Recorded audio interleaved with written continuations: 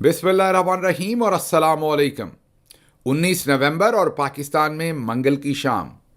आज अभी तक की अहम खबरें हैं और मेरा तज्जिया। सबसे पहली खबर एक बार फिर वाशिंगटन डीसी से, जहां पर अमेरिका में पाकिस्तानी सफ़ीर मज़ीद मुसीबत में गिरफ्तार होते हुए नज़र आ रहे हैं। बैकग्राउंड आपको सुबह के वीलॉग में हमने बताया था, जब अमेरिका में पाकिस्तानी सफ़ीर चौधरी निज़ामुद्दीन के इमा पर, जो यहाँ पर पाकिस्तानी कम्युनिटी है, डायस्पोरा है, उनके साथ इंगेज थे और उनको इस बात के ऊपर कायल कर रहे थे कि आप इमरान खान और पाकिस्तान के जो मौजूदा हालात हैं उस पर बात करना बंद कर दें, सपोर्ट बंद कर दें। और जब आगे से जो पाकिस्तानी उसके अंदर डायस्पोरा के लोग बैठे हुए थे, ख़वातीन भी थी, मर्द भी थे, डॉक्टर्स थे, कारोबारी लोग थे, उनमें से एक खातून डॉक्टर ने कुछ मुश्किल सवालात पूछे तो ऐन उस वक्त उस मीटिंग के अंदर पोर्नोग्राफी जो है वो चल गई, फोश फिल्म चल गई, टोटे चल गए, ब्लू फिल्म चल गई, जो भी आपने उसे कहना है वो फिल्म चल गई। और ऐन उस वक्त मैंने जैसे आपको बताया कि उसमें मर्द भी थे, ख़वातीन भी थी, लेकिन असल मसला इसके अंदर ये है कि बहुत सारे लोग अपने घर से मीटिंग अटेंड कर रहे थे जूम पर, तो बहुत सारे बच्चे भी उस मीटिंग से एक्सपोज हुए, जो घरों में अपने वालिदैन के इर्द गिर्द खेल रहे थे। वो जो फिल्म चली उससे वो बच्चे भी एक्सपोज हुए और अमेरिकी कानून के मुताबिक शायद इसके ऊपर कार्रवाई हो सकेगी। तो अब कुछ लोग ये मीटिंग जो अटेंड कर रहे थे वो इस चीज़ के बारे में गुफ्तो शनीद कर रहे हैं, बातचीत कर रहे हैं, सोच विचार कर रहे हैं कि शायद आने वाले वक्त में वो कोई ऐसा कानूनी पहलू भी देखें, कोई कानूनी केस या कोई कानूनी कार्रवाई कि ये सब कुछ क्यों हुआ, कैसे हुआ, इसकी इन्वेस्टिगेशन हो कि ये जानबूझ के किसी की तरफ से चलाई गई, ये हैक हुई या सफ़ीर साहब ने खुद चलाई या उनके कंप्यूटर से चली। क्योंकि ना सिर्फ मर्द और ख़वातीन इससे एक्सपोज हुए हैं बल्कि छोटे बच्चे भी एक्सपोज हुए हैं। एक तो ये जहत है जो अमेरिका में पाकिस्तानी सफ़ीर है उनके मसले का, एक तो ये मसला है। दूसरा मसला ये है कि उन्होंने इसी मीटिंग के अंदर सफारती आदाब की खिलाफ वर्जी करते हुए अमेरिका के बारे में, अमेरिका के इलेक्शन के बारे में, अमेरिका के कानून के बारे में वो बातें की जो उन्हें नहीं करनी चाहिए थी। वो बातें मैं कर सकता हूँ, आप कर सकते हैं, लेकिन एक मुल्क का सफ़ीर दूसरे मुल्क में ये बातें नहीं कर सकता। जैसे कि अमेरिकी सफ़ीर जो है वो पाकिस्तान में ऐसी बातें नहीं कर सकता। कानून की बात हम कर रहे हैं, कायदे की बात हम कर रहे हैं, तो पाकिस्तानी सफ़ीर को एक पब्लिक फोरम, क्योंकि वो जो मीटिंग थी वो एक पब्लिक फोरम था, एक पब्लिक फोरम पर अमेरिका के बारे में ये बातें करना उनके शायद सफारती जो आदाब हैं उसके भी खिलाफ हैं। और अब पाकिस्तानी कम्युनिटी की चंद तगड़ी आवाज़ें उनसे इस्तीफ़ा मांग रही हैं और कह रही हैं कि आप इस्तीफ़ा देकर वापस जाएं। जुर्म दो ही हैं, मैंने आपको बताया, एक तो जो उन्होंने पोर्नोग्राफी चलाई वो रौला बना हुआ है, और दूसरा उन्होंने चलाई का मतलब ये कि उनकी मीटिंग में चली। अब ज़रूरी नहीं कि वो उन्होंने चलाई, हो सकता है किसी ने हैक किया हो, कुछ भी, लेकिन वो पोर्नोग्राफी जो है उस मीटिंग में चली। बच्चे, ख़वातीन, मर्द तमाम उससे एक्सपोज होते हुए इस वक्त नज़र आ रहे हैं। तो बहरहाल ये सिचुएशन जो है ये भारी पड़ गया चौधरी निज़ामुद्दीन के जो यहाँ पर टाउट नमा काम कर रहे हैं लोग, उनके लिए अब ये काम भारी होता जा रहा है। क्योंकि हर गुजरते हुए दिन के साथ जैसे नवाज़ शरीफ और मरियम नवाज साहबा और उनके लिए जैसे लंदन में हजीमत हुई है, इसी तरीके से अब जो सफ़ीर साहब है उनका अमला है उनके लिए भी वाशिंगटन डीसी में बहुत ही सख्त हजीमत का सामना है। अगली खबर की तरफ चलते हैं और वो है 24 नवंबर का एहतजाज। 24 नवंबर के एहतजाज को लेके चौधरी निज़ामुद्दीन ने अपने टाउट्स को बहुत ज़्यादा सरगर्म कर दिया है। हमने आपके सामने जो पाकिस्तान के मुनाफिक आज़म हैं, सबसे बड़े मुनाफिक, जी हाँ, अंसार अब्बासी साहब की बात कर रहा हूँ। आइंदा में जब पाकिस्तान के सबसे बड़े मुनाफिक की बात करूँ तो आपने खुद ही समझ जाना है कि ये अंसार अब्बासी साहब की बात हो रही है। क्यों कहता हूँ मैं ये? इसलिए कि वो अल्लाह और अल्लाह के रसूल सल्लल्लाहु अलैहि वसल्लम का नाम लेकर दिन शुरू करते हैं और फिर सारा दिन झूठ बोलते हैं, सारा दिन झूठी खबरें देते हैं, सारा दिन बेशर्मी करते हैं, बेहयाई करते हैं। और वही उन्होंने दोबारा की, एक झूठी टेबल स्टोरी फाइल की और उसको लगवाया चौधरी निज़ामुद्दीन के इमा पर कि हुकूमत की اور پاکستان تحریک انصاف کی بات چیت چل رہی ہے اور شاید کسی نہ کسی قسم کا کوئی بریک تھرو ہو جائے اور مذاکرات کامیاب ہو جائیں اور پھر یہ احتجاج نہ ہو. یہ سب کچھ کیوں ہو رہا ہے؟ کیونکہ آپ دیکھ رہے ہیں کہ جنگ، جیو اور کچھ ٹاؤٹ نما جو خواتین و حضرات صحافی ہیں وہ یہی کر رہے ہیں. تو یہ کیوں کر رہے ہیں؟ وہ کر اس لیے رہے ہیں تاکہ پبلک یہ سوچے کہ ڈیل ہو رہی ہے، بات چیت ہو رہی ہے، کوئی نہ کوئی حل نکل ہی آئے گا. تو ہمیں کمر نہیں باندھنی چاہیے، 24 تاریخ کی طرف ہمیں نہیں جانا چاہیے، کیونکہ بات چیت تو ہو ہی رہی ہے. تو پبلک کا جو انتھیوزیزم ہے، کمٹمنٹ ہے، جو ان کی موٹیویشن ہے وہ ذرا کم ہو. اس طرح سے ہم لوگوں کو کم کریں. ایک طرف یہ کر رہے ہیں، دوسری طرف محسن نقوی صاحب جیسے لوگ ایسی خبریں ریلیز کر رہے ہیں کہ جو شخص، کوئی اسٹوڈنٹس ہوگا، کوئی ینگسٹر ہوگا، کوئی بھی آیا، ہم ان پر مقدمے بھی درج کریں گے، ہم ان کا شناختی کارڈ بھی کینسل کریں گے، ہم ان کے پاسپورٹ بھی کینسل کریں گے. بغیرتی کی حد یہاں تک ہے، ویسے ہے نہیں کوئی بھی حد ان کی، لیکن بہرحال یہاں تک ہے کہ کہہ رہے ہیں کہ اگر کوئی اسٹوڈنٹس آئے تو ہم ان کی اسناد مطلب ڈگریاں کینسل کریں گے اور پھر وہ کوئی نوکری نہیں کر سکیں گے. مطلب کہ ان کے باپ کا راج ہے، پہلے انہوں نے کیا کر لیا جو اب انہوں نے کرنا ہے. جو کچھ کر کے دیکھا وہ آپ کے سامنے ان کے منہ پہ پڑا ہے. ابھی تک یہ کسی چیز میں کامیاب نہیں ہوئے. اوورسیز پاکستانیوں کے ساتھ بھی یہی کرنے کی کوشش کرتے ہیں، آپ کے ساتھ بھی یہی کرنے کی کوشش کریں گے. سوائے ڈرانے کے یہ اور آپ کو کچھ نہیں کر سکتے، یہ ذہن میں رکھیے گا.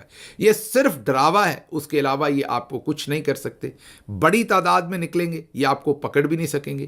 آج ہی کی سٹوری ہے، اسد طور صاحب کی سٹوری ہے آج ہی کی، کہ ان کی سینئر پولیس آفیشلز کے ساتھ اسلام آباد میں بات ہوئی ہے.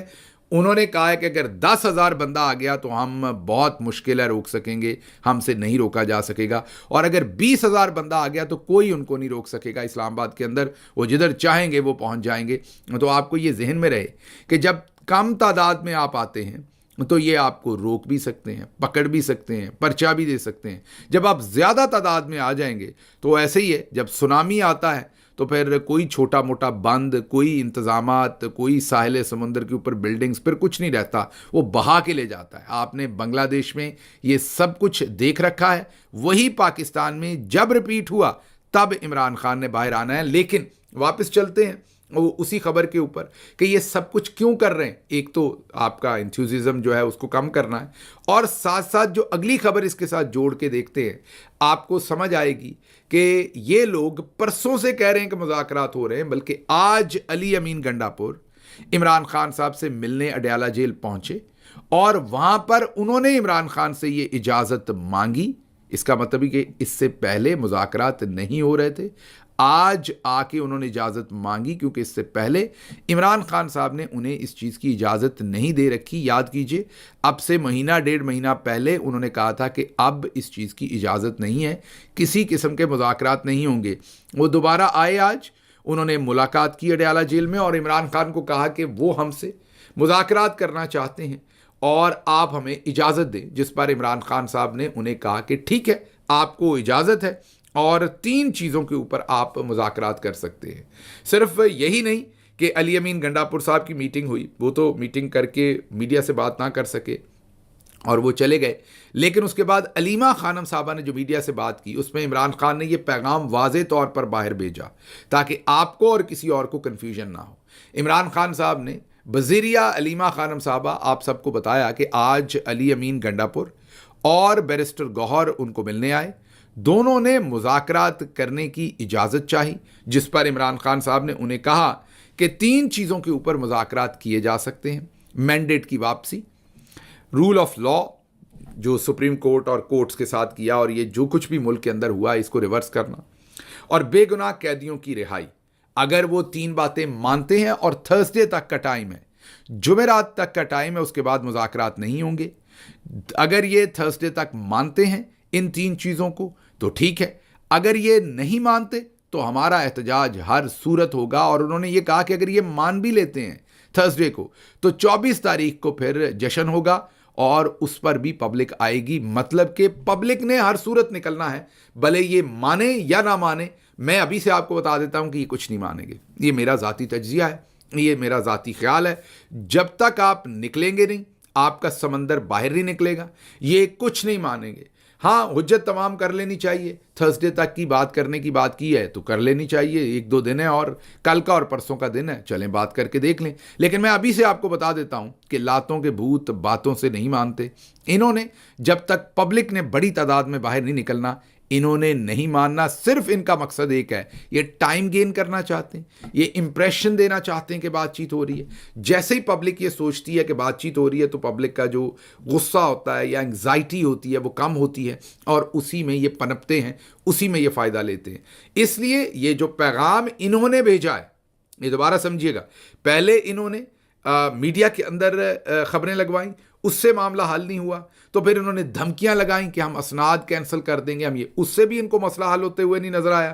پھر یہ بھاگ کر علی امین گنڈا پور صاحب اور بیرسٹر گوہر کے پاس گئے ہوں گے، انہیں کہا ہوگا ہم مذاکرات کرنا چاہتے ہیں، وہ گئے، انہوں نے عمران خان صاحب سے کہا کہ یہ مذاکرات کرنا چاہتے ہیں، عمران خان صاحب نے کہا ٹھیک ہے، یہ 3 باتیں ہیں، بات کر لیجئے، جمعرات تک ہو جاتی ہے تو ٹھیک ہے، نہیں ہوتی تو پھر ہر صورت مظاہرہ کرنا ہے۔ تو آپ نے اب کے بعد اس بات کے اوپر کان نہیں دھرنا، جو آپ کو یہ کہے گا کہ مذاکرات ہو رہے ہیں وہ کہے گا، کوئی مذاکرات جو ہو رہے ہیں وہ آپ کے سامنے جمعرات تک، ان میں سے کچھ نہیں نکلنا، آپ کو احتجاج ہی کرنا پڑنا ہے اور اس کی آپ کو ہر صورت تیاری کرنی چاہیے۔ آج عمران خان صاحب نے army chief general Asim Munir صاحب کا شکریہ بھی ادا کیا ہے۔ یہ علیمہ خانم صاحبہ نے بتایا کہ army chief general Asim Munir صاحب کا عمران خان نے خصوصی شکریہ ادا کیا ہے، اور وہ کس چیز پہ کیا ہے؟ وہ اس چیز پہ کیا ہے کہ جو نظریاتی لوگ نہیں تھے، جو لوگ کمیٹڈ نہیں تھے، آپ ان سب کو پاکستان تحریک انصاف سے لے گئے، آپ کا بہت شکریہ، آپ نے پارٹی صاف کر دی، آپ نے پارٹی کے اندر فلٹر لگا دیا، ہم آپ کے بہت ہی شکر گزار ہیں۔ تو بہرحال یہ آج عمران خان صاحب کی جو بات چیت تھی مینلی وہ یہی تھی کہ یہ 3 چیزیں جب تک ہوں گی تبھی تک بات آگے بڑھے گی، اگر نہیں ہوگی تو پھر معاملات جو ہیں وہ آگے نہیں بڑھ سکیں گے۔ عمران خان صاحب نے ایک اور پیغام بھی قوم کو دیا ہے کہ میں نے آپ کو 2 دفعہ پکارا۔ پہلی دفعہ میں نے آپ کو پکارا تھا 8 فروری کو کہ آپ نے باہر نکلنا ہے اور میری خاطر آپ نے نکل کے ہر صورت ووٹ ڈالنا ہے۔ آپ نکلے، آپ نے ووٹ ڈالا اور آپ نے دیکھا کہ چودھری نظام الدین کا پھر کیا حشر ہوا اور کیا حال ہوا، اور آج تک اپنے زخم چاٹنے پڑ رہے ہیں۔ جو زخم آپ نے 8 فروری کو دیے تھے، جو ہزیمت آپ نے ان کے مقدر میں لکھی تھی، وہ آج تک یہ چھپاتے پھر رہے ہیں۔ عمران خان نے کہا ہے کہ اب میں آپ کو دوسری بار نکلنے کی بات کہہ رہا ہوں، اس سے پہلے میں نے ذاتی اپیل آپ سے نہیں کی، 8 فروری کو کی تھی، اب دوبارہ کر رہا ہوں کہ 24 تاریخ کو آپ نے ہر صورت نکلنا ہے۔ اب پوری دنیا کے اندر بھی اسی طریقے سے مظاہرے پلان ہو رہے ہیں، میں آپ سے ایک ایک کر کے شیئر کروں گا کیونکہ سارے ملکوں کا ایک ہی دفعہ سے شیئر نہیں کر سکتا۔ مجھے انگلینڈ سے جو ہمارے دوست ہیں انہوں نے بھی بھجوایا ہے اپنا جو پورا انتظام ہے، وہ بھی وہاں پر بھی مظاہرہ انگلینڈ کے اندر بھی کرنے جا رہے ہیں۔ اس کے بعد اس کے ساتھ ساتھ اسپین سے دوستوں کا پیغام آیا ہے، بھٹی صاحب وغیرہ نے وہاں سے مجھے بھیجے ہیں اپنے سارے، ملک شہباز صاحب نے اور دوسرے دوستوں نے، کہ بارسلونا اور اسپین وہاں پر بھی وہ اپنے مظاہرے کر رہے ہیں۔ اسی طریقے سے جو ہماری دوسری ٹیمیں ہیں پورے یورپ میں، وہ بھی اپنی اپنی جگہ پر اس وقت پلان کر رہی ہیں۔ یہ جو 24 نومبر ہے، کوئی 23 کو کرے گا، کوئی 24 کو کرے گا، احتجاج ہو رہے ہیں۔ امریکہ میں بھی اسی سچویشن میں احتجاج ہونے جا رہے ہیں، بہت ساری جگہوں پر ہوں گے، اور جو مین احتجاج ہوگا اس میں میں بھی حاضر ہوں گا امریکہ کے اندر، نیو یارک میں۔ ہمارے امجد نواز صاحب اور دوسرے دوست جو ہیں وہ اس کو آرگنائز کر رہے ہیں۔ یہ 23 تاریخ کو کریں گے ہم، یہ مین بڑا احتجاج ہوگا اور یہ ٹائم سکوائر پر ہوگا۔ تو جو مرکزی ہمارا احتجاج ہوگا وہ نیو یارک میں ٹائم سکوائر پر ہوگا، اس میں ضرور تشریف لائیے۔ اور 23 تاریخ کو ہم یہ احتجاج کر رہے ہیں، اس کی انفارمیشن آپ کو اسکرین پر بھی دکھا رہے ہیں، آپ سے وہاں پر ملاقات ہوگی اگر آپ تشریف لائیں گے، تاکہ ہم اکٹھے مل کر وہاں سے آواز اٹھائیں پاکستان میں جو کچھ ہو رہا ہے اس کے خلاف، جو جمہوریت کے خلاف ہو رہا ہے، رول آف لا کے خلاف ہو رہا ہے، اور عمران خان کے حق میں۔